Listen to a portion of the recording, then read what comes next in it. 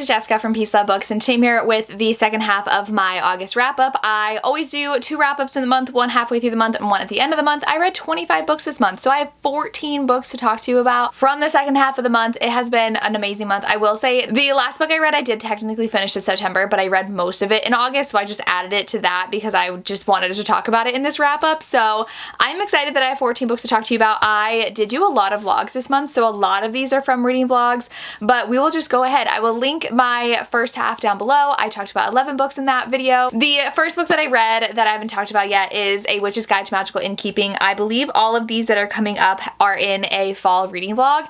I started my fall reading in August. I was living the best life. So this one is the sequel to the Irregular Witch's Guide to Magical Innkeeping. I always forget that title, but this is the long-awaited sequel. I only read the first book this year though, so I didn't have to wait too long. This one I did give 4.5 stars. I believe I gave 4.5 stars. I read a lot and I don't remember my ratings of all of them, but this one I really enjoyed. I do think I enjoyed book 1 and 2 at the same like level. So this one is very cozy. It takes place at this inn, this like bed and breakfast that's bewitched so that it accepts people who are kind of feeling lost and doesn't let anybody else find it. And so the heroine does run this bed and breakfast, but she is without her magic. She lost her magic because she brought someone back to life from the dead, along with a decomposed chicken or rooster. I always forget. I think it's a rooster. And so he's a character in here, and then someone else was a witch and they did something bad and were punished by becoming a fox. So we have a lot of fun different creatures in here, and then there are a couple people at the inn who are trying to help her get her magic back. The hero is actually sent to see what kind of texts were stolen and ends up helping her try to figure out how to get her magic back. And I had so much fun reading this one. This one's definitely for like the found family, kind of like lost people who come together at this inn.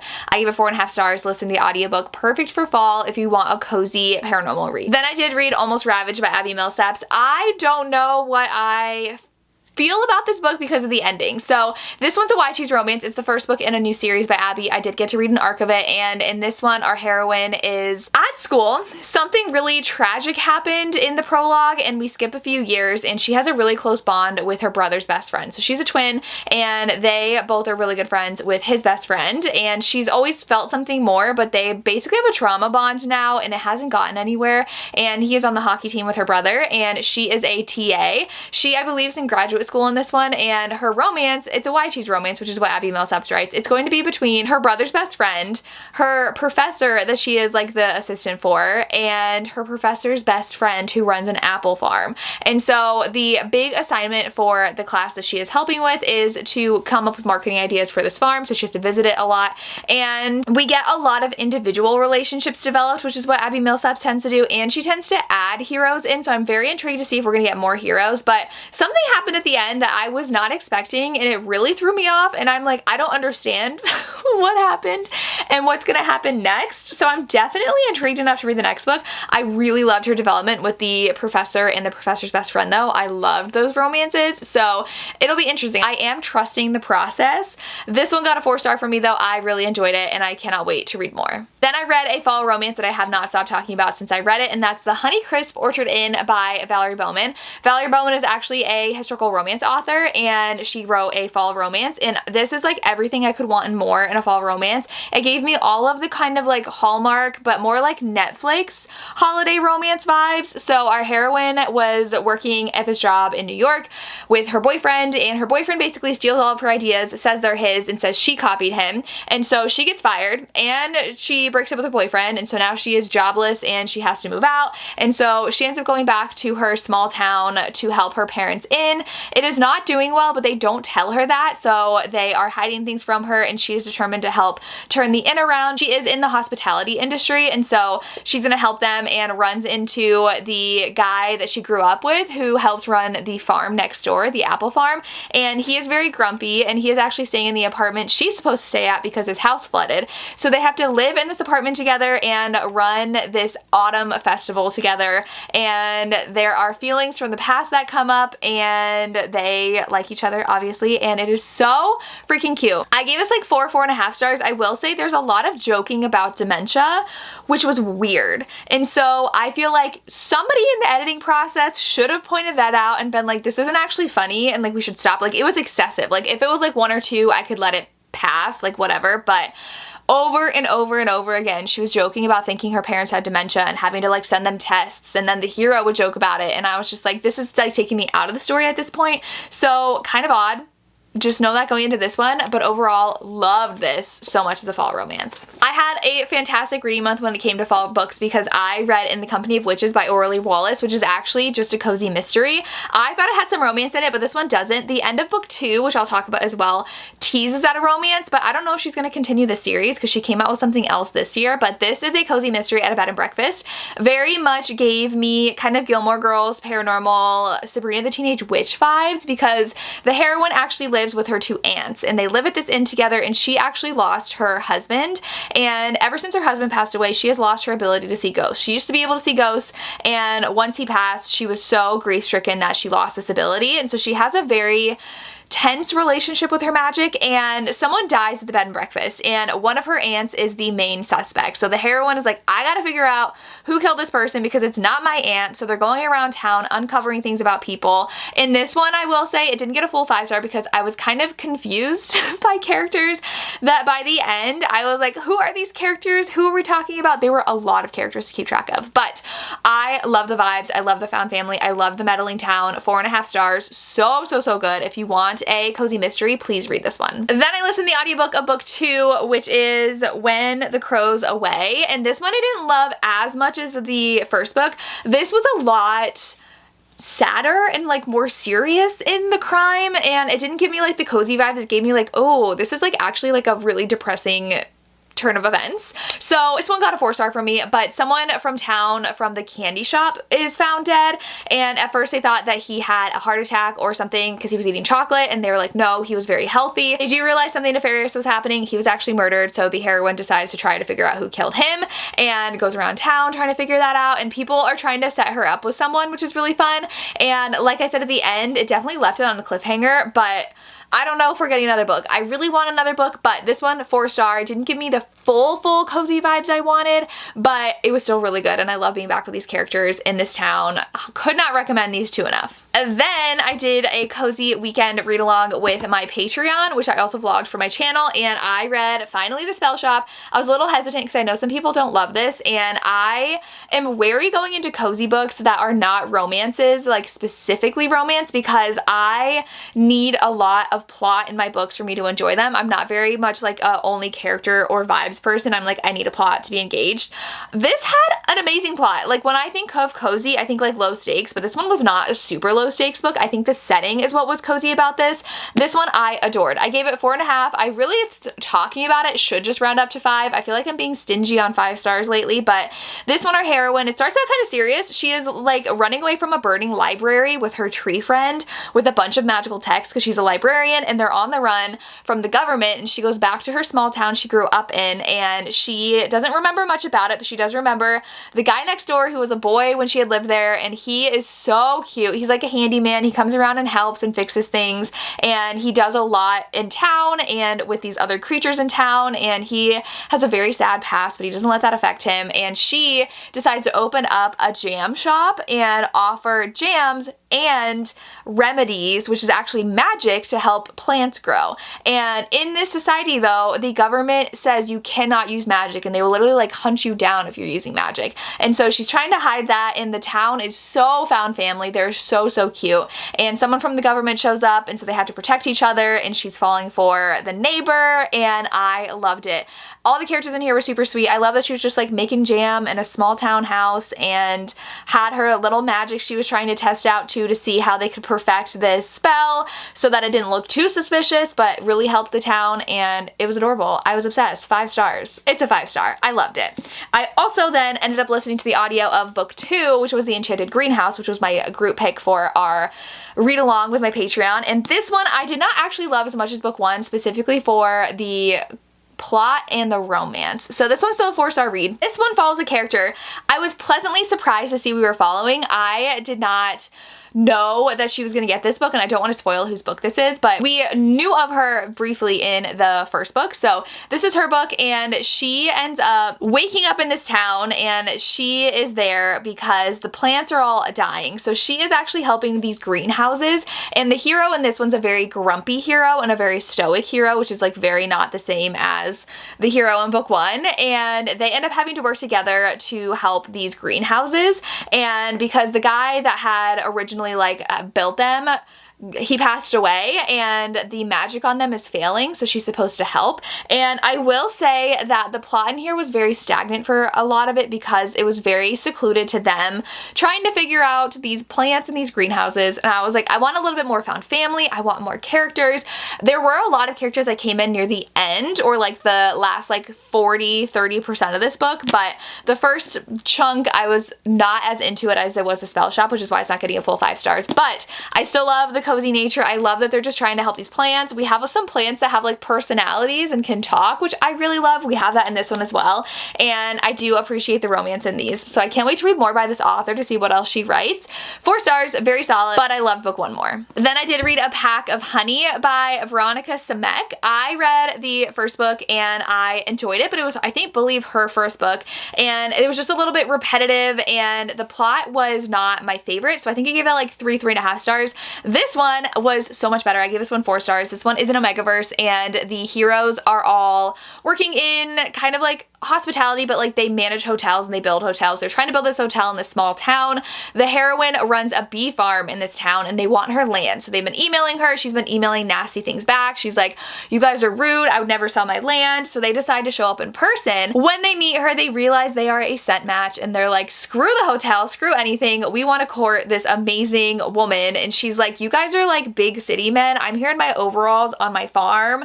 Why would you want me? And so she is very hesitant to start anything with them, and she also has lost a lot in her life. She's lost her parents, and her grandmother is in the retirement home, and she's near the end of her life because she's lost all of her mates, and you can't really live without your mates. And so she is dealing with that, and the heroes are all determined though to show her that they love her, and it's super cute. I really enjoyed this one. I would have liked a little bit more seeing like the external plot of like the hotel stuff. Like I would like a little bit more plot building in this one, but it definitely had a lot more than book 1, which I really appreciated. So I just really enjoyed this, and they get really spicy, and they're short, so the spice kind of feels like it does take up a lot of space, but overall so fun. And I can't wait for her fall one, which is coming out soon, and I think she has a winter one too. She's cranking out these books, and I'm not mad about it. Because I loved the Honey Crisp Orchard Inn so much, I decided to pick up the Cinnamon Spice Inn, and all of these are really trying to be like Lori Gilmore. You know, the covers, the fall vibes, they're trying to follow that trend because literally she goes viral every single fall, and I love her books.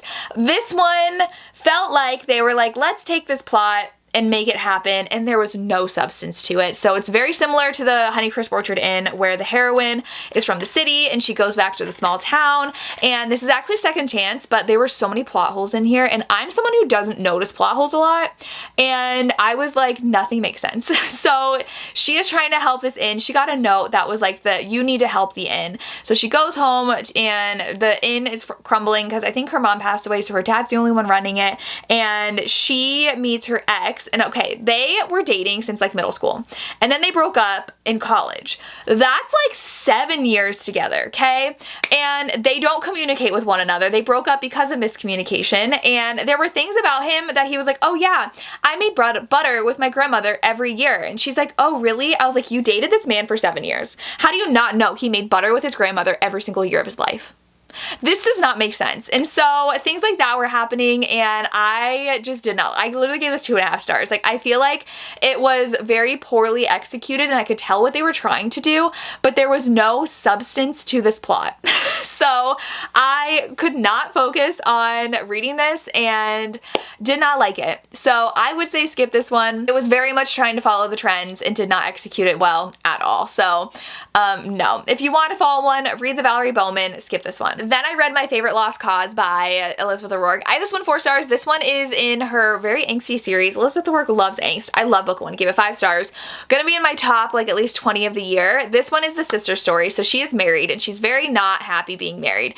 And she decides to go to, I think, South Carolina to help her stepbrother rebuild his mom's like gorgeous crumbling down property. So it's like one of those really, really pretty, very wealthy homes in the South, and she did not take care of it and did not get renovations done, and she died of cancer and didn't tell anybody she was dying of cancer.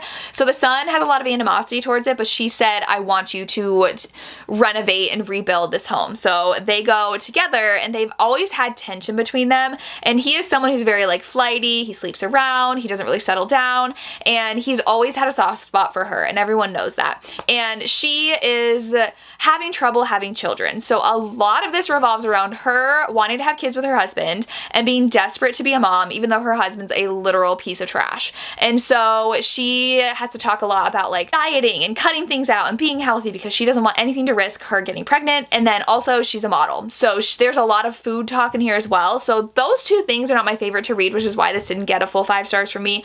I did not love a story revolving around her desperately trying to get pregnant with a husband who hates her and like worrying about her time running out, and like, okay, she divorces her husband, she only has this many years to marry someone and this many years to have kids. And I also don't love the focus on food and weight and people constantly telling her, specifically her mother, you need to lose weight. But other than that, I did really like the angst of this romance because she's falling for her stepbrother. It's a forbidden romance, and he does not want kids. He always says he'd make a horrible father and he would never want kids, and so she's like, well, that would never work because she's desperate to be a mom. So obviously they're gonna end up together. Obviously she's gonna leave her husband because this is a romance. She ends up with a stepbrother, and I did like that forbidden aspect. The house was really fun. She finds a diary and thinks it might be a little haunted, but not in a scary way. I love that aspect. I love this setting. So solid 4 stars for this one. Then I read The Black Knight by Connie Mason. This was for my Historical Hellions book club. This one I gave 3.5 stars. It's medieval, which medieval's not always my favorite, but I was really into the beginning of this one. So they're like, a lot of the medieval ones we've been reading, they've got married like really young. So the heroine's like 12, 13 in the beginning. The hero ends up wanting to marry her sister, and he though is a bastard, and he is reminded that constantly. He has like nothing to his name, and they end up like banishing him from the estate that they live, and the sister goes and marries this awful guy who is related to the hero. Like he's the legitimate heir and the hero is the bastard. So the hero leaves and ends up making a really great name for himself as the Black Knight. Like he ends up getting like an earldom or something. Like he inherits a lot. He is amazing. He's saved lives. He's done amazing things. He's given titles. He has no money to renovate this estate that he has inherited, but he comes back, and the woman that he was in love with is dead, and her husband is now like, great, I'm gonna marry the sister. And the sister's like, no, the sister's been in love with the Black Knight guy forever.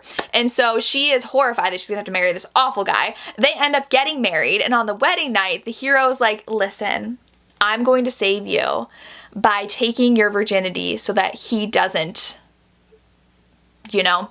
And the heroine really likes him, and so it's kind of on the line of like, is it consensual, is it not? But like, he's doing it because he knows she will have a horrible experience with her actual husband, and also despite the husband because like they're brothers, but he has all the money in the title and the other guy doesn't. And so he's like, I'm gonna take his wife. And she though is like, actually yes, because I want it to be enjoyable and I really like you. So the plot goes from there, and I was really into that beginning. Like I liked that setup. I liked like them being together even though she's married to someone else, but like it kind of fell flat after that. It was kind of boring, and then like the heroine didn't have a lot of personality, and the setting was so lacking in this one. Connie Mason does really cool settings because we had an Australia book, we had an Alaska book. There was no history in here. It could have taken place anywhere, and it just didn't give me those vibes that I love, but I did still like the beginning, and the end was pretty fun. Like it read very soap opera-y when we got to the end, and I was still intrigued. So 3.5 stars for this one.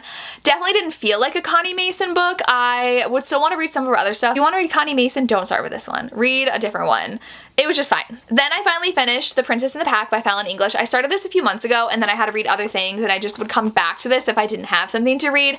I finished, I gave it 4 stars. It was a very cozy, cute, it had a little bit of a serious side to it, Omegaverse romance. So the heroine is engaged to the prince, they get married, and he is king at some point. I don't remember if he's prince or king or when that happened, but his mother died because she was not allowed to have a pack. It is seen as like indecent and improper for royals to have a pack, but he's like, no, that is like the benefit of the women in our society. They need a pack to survive and live a healthy life. And so he wants his wife, who is now queen, to have a pack. with his best friends. So we have another guy who's like very high status, and then we have a gardener. And so it's basically her being married to the prince and then getting to know the other guys. So I had a lot of fun reading this. I'm definitely excited to read more from Fallon English. I liked the kind of medieval-ish royal kind of setting. I love the Omegaverse aspect of this. I'm super into Omegaverse right now, so a solid Omegaverse read, 4 stars. Then I have been in a super big paranormal shifter mood, so I read War of Hearts by Samantha Young, and I gave this 4.5 stars. I have not read her paranormal stuff yet. I've read most of her small town romance series,